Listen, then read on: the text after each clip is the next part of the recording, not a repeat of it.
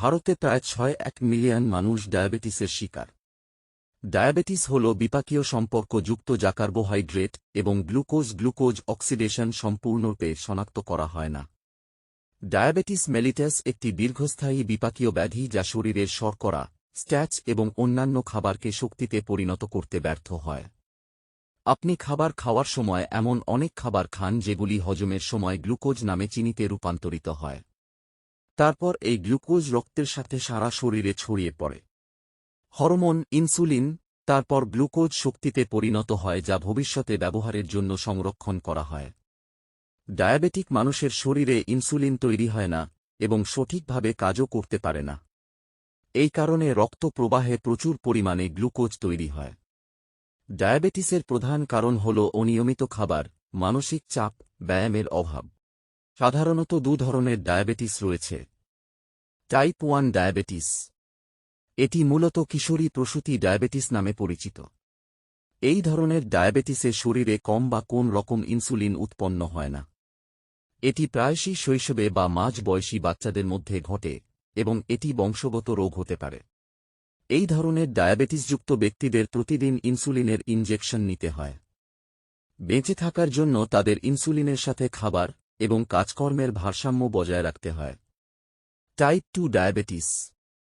এই ধরনের ডায়াবেটিস মূলত প্রাপ্তবয়স্ক অর্থাৎ 3-5 থেকে 4-0 বছরের মানুষের মধ্যে দেখা যায়। প্রায় 8-0% মানুষের মধ্যে এই টাইপ 2 ডায়াবেটিস দেখা যায়। এখানে যদিও প্যানক্রিয়াস যথেষ্ট পরিমাণে ইনসুলিন তৈরি করে, শরীরের কোষ এই প্রক্রিয়ার কোন সংবেদনশীল হয়।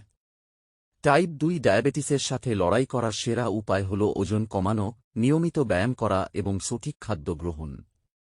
কখনও কখনও মৌখিক ঔষধ বা ইনসুলিন ইনজেকশনেরও প্রয়োজন হয়। ডায়াবেটিসে খাবারের তালিকা।